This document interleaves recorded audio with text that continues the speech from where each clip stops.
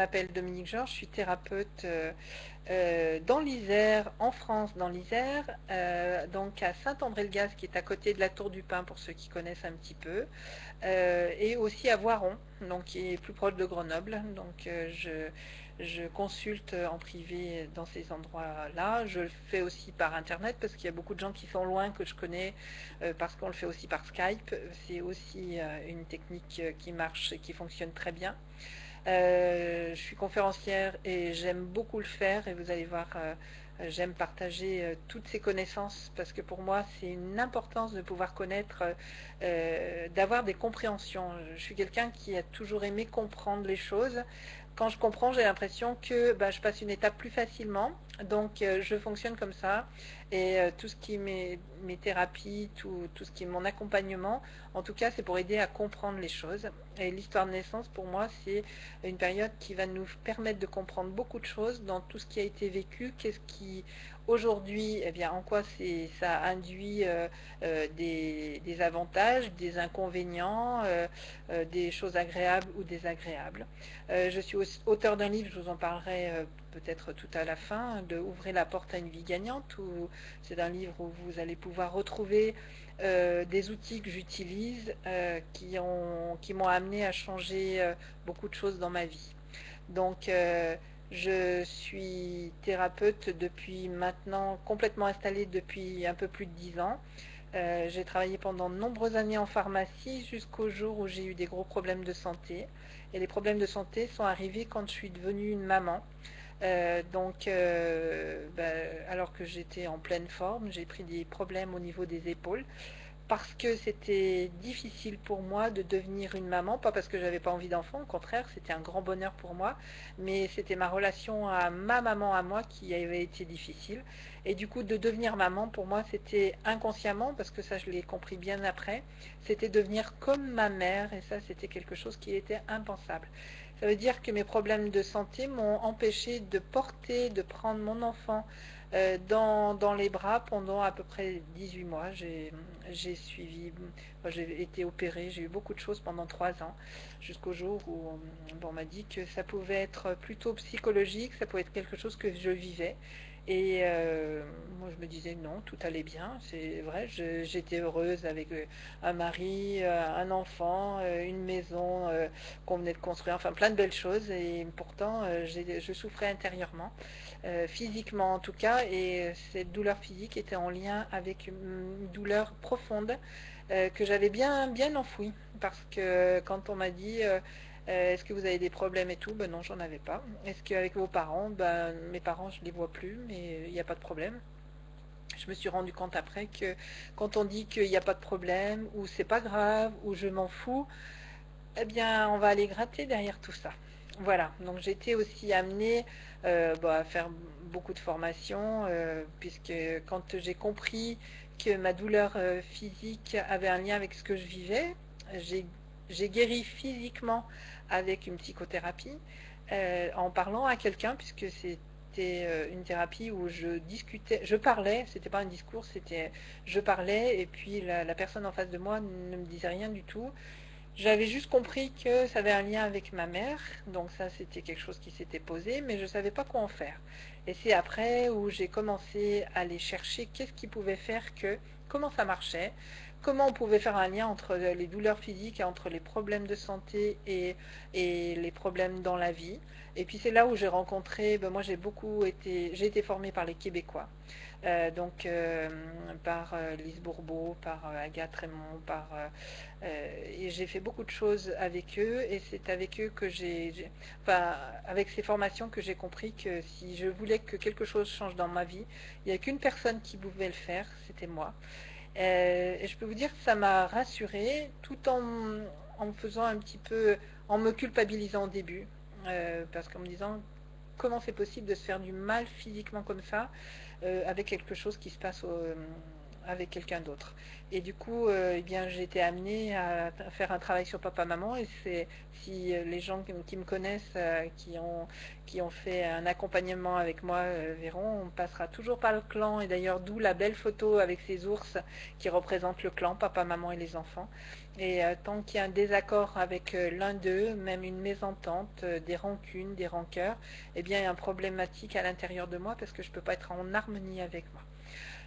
Par la suite, après des formations, j'ai rencontré aussi lors d'une conférence quelqu'un qui parlait du projet Sens. Et là, je me suis dit, waouh, c'est un outil extraordinaire. Ça a vraiment fait waouh au plus profond de moi. Je me suis dit, là, voilà, là, vraiment, je veux aussi aller voir ce qui se passe dans cette période-là. Je me suis formée à ça. Et depuis quand même de nombreuses années, je travaille avec cet outil qui est l'histoire de naissance. On va commencer comme ça. En général, quand je reçois les gens pour la première fois, on va commencer comme ça. Et on a déjà pas mal de choses. C'est comme si en me racontant ce que vous avez pu vivre autour de la naissance, ben moi je vais vous raconter ce que vous vivez aujourd'hui. Pas, je suis absolument pas voyante, c'est simplement des choses qui sont vraiment inscrites et qu'on peut comprendre et qui permettent de libérer beaucoup de choses. Voilà, donc je vais commencer par cette histoire de naissance, une autre histoire qui commence à moins 18 mois avant la naissance. Alors je suis à prévoir que il faut que je fasse une petite... Non, je suis allée trop loin pour ça. Je n'ai pas sorti mon...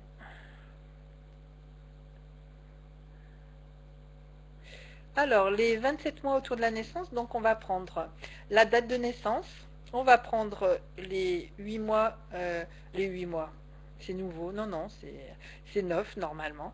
Des fois c'est un peu moins, mais c'est 9 mois de grossesse ou moins, ou quelquefois un petit peu plus en quelques jours. Les 9 mois avant la conception, donc là on est dans les moins 18 mois avant la naissance, et les 9 premiers mois. Cette période-là, on va l'appeler donc le projet Sens. Alors, j'aimerais... je vous fais attendre une petite seconde parce que j'aimerais me connecter. Ça n'a rien à voir avec vous, c'est que je n'arrive pas... Ah, voilà. J'avais une petite... pour que je puisse changer plus facilement. Voilà, mes diapositives à mur. Donc voilà, donc cette période, on l'appelle le projet Sens. Projet des parents, d'avoir ou pas un enfant, parce qu'on n'est pas forcément né d'un projet, on va le voir, hein, en allant voir un petit peu tout ce qui peut se passer pendant une période autour de la naissance. Et le sens que ça a donné à ma vie. C'est pas mon sens de vie, c'est le sens qui a été donné par la famille. Tout ce qui s'est passé dans cette période de 27 mois va avoir un impact important sur qui je suis, qui je vais devenir. C'est quelque chose qui va continuer dans l'histoire. Ce qu'il faut prendre en compte, c'est que c'est pas ce qui s'est passé réellement, c'est surtout comment ça s'est vécu. L'important, c'est comment maman l'a vécu, comment papa l'a vécu. C'est le ressenti, c'est l'émotionnel qui va prendre une place plus importante que ce qui s'est passé réellement. Et le fait de prendre conscience de ce qui a pu se passer va nous aider à nous libérer de certains nœuds, de nous permettre de changer certaines choses, sans faire forcément d'efforts, sans dire je vais changer ça, mais de comprendre que, eh bien, parce que j'ai vécu ça, aujourd'hui je me comporte comme ça. Par la compréhension, il y a des choses qui peuvent se libérer. On a des émotions, hein. Je suis sûre que dans l'assemblée, il y a des gens que j'ai eus avec qui on a travaillé sur cette histoire de naissance et qui ont versé quelques larmes parce qu'il y a une émotion qui monte à un moment donné parce que je parle de quelque chose et que ça va venir résonner avec une souffrance intérieure et ça se libère. Après, s'il y a des choses plus importantes, eh bien, on va les travailler. J'ai plein de techniques pour aller les libérer, que ce soit le MDR, que ce soit... On va travailler avec le conscient, l'inconscient, enfin, il y a l'homéopathie, il y a beaucoup de choses qui peuvent nous aider à les libérer. On peut aller plus loin. Donc, on va prendre vraiment ce qui s'est passé. Il faut savoir que je dis toujours, on a un permis de conduire la vie, hein, c'est-à-dire que selon la période, l'histoire de naissance, ce qui s'est passé, bah, c'est comme si on nous avait donné l'autorisation, un permis à être heureux ou à souffrir ou à avoir une vie de conflit ou de réussite. Ou, voilà, selon ce qui s'est passé, bah, il y a des personnes qui vont avoir plus de facilité dans certains domaines de leur vie, puis il y en a d'autres qui peuvent avoir plus de blocage selon ce qui a été. Il n'y a pas une histoire de naissance qui est mieux ou pas mieux, ou pas bien. C'est important de savoir que chaque histoire de naissance, il y a des points positifs, des points agréables, donc avec lesquels on va pouvoir continuer. Quelquefois, on ne le sait même pas.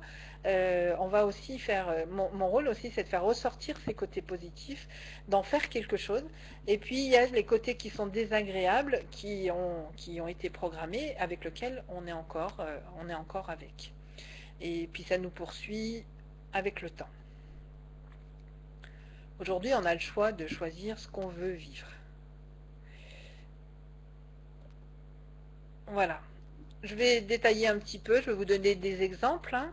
La conférence va être comme ça, je vais raconter l'histoire de les naissances avec des exemples, et puis à la fin, eh bien, on aura une période questions, c'est-à-dire que vous m'écrirez vos questions, je répondrai au maximum de questions pour vous guider ou pour vous donner des indices par rapport à ce que vous vivez, vous avez vécu. Donc une importance dans cette histoire de naissance, ça peut être l'année. Ça peut être l'année, je suis née pendant je ne sais pas, ceux qui sont nés en 68 par exemple, où c'était une période en France où c'était assez révolutionnaire, il y avait beaucoup de changements, en tout cas on voulait du changement, a un impact important. Je suis née l'année des changements, je suis née l'année où on se révoltait. Donc je peux aussi être quelqu'un qui va me révolter, je ne vais pas me laisser faire. Je peux avoir des situations ou des comportements comme ceci. Si je suis née, je prends une année 2003 en France, ça a été une année de canicule. Et j'ai un exemple d'un enfant, d'une maman qui était venue avec un enfant qui était né dans cette période-là, et pendant cet été où il a fait très très chaud. Et il avait beaucoup de mal, cet enfant, à être touché, à aller vers sa maman, etc. Et je lui demande comment elle avait vécu cette période quand elle a accouché au mois d'août ou fin juillet de cette période. Elle me dit, il faisait tellement chaud qu'on m'avait dit de ne pas toucher mon enfant, de pas trop le garder dans mes bras pour pas qu'il ait trop trop chaud, etc. Et l'enfant, lui, il l'avait vécu, enfin il a pu le vivre comme quelque chose comme si ma mère veut pas de moi. On veut pas me toucher, on veut pas de contact. Qu'est-ce qui se passe? Donc, il avait plutôt mis comme un rejet auprès de maman, et auprès de maman, c'est-à-dire qu'un enfant, lui, si il sent que maman le rejette, enfin, il pourrait penser que je me sens rejetée par maman. Eh bien, il va aussi après rejeter maman. Hein, il y a quelque chose qui va se passer. Ça va être dans les deux sens. Si je suis désirée, eh bien, je vais avoir un impact différent de si je ne suis pas désirée. Désirée, c'est-à-dire je suis attendue. Alors, c'est selon comment c'est le désiré. Si je suis, par exemple, un enfant qui est venu après 3 ans de traitement parce que mes parents n'arrivaient pas à avoir d'enfants, je vais être très, très, très, très, très attendue. Et là, l'impact, eh bien, contrairement à ce qu'on pourrait penser, n'est pas forcément confortable. Pourquoi? Parce que je vais mettre une barre très très haute. Je vais mettre en place que je suis très attendue, ils sont très heureux et je ne vais pas les décevoir. Il va falloir que je fasse beaucoup d'efforts, il va falloir que je réussisse, il va falloir que je sois à la hauteur, et pour qu'ils soient contents, ils ne soient pas déçus. Donc c'est un impact quand même assez lourd à porter. On peut avoir des personnes qui sont dans le contrôle au maximum et qui ne sont jamais satisfaits. Je ne suis pas satisfait de ce que je fais parce que je voudrais que ça soit encore plus. Alors je ne sais pas si vous vous retrouvez ou si vous retrouvez des personnes autour de vous comme ça, mais voilà ce qui peut être mis en place. Un enfant qui n'est pas désiré, ça peut être un enfant qui va mettre beaucoup de choses en place, et un adulte après, pour être aimé. Ça peut être quelqu'un qui va faire beaucoup de choses pour les autres. Il faut qu'on m'aime, il faut vraiment j'ai une place, etc. Peut-être des personnes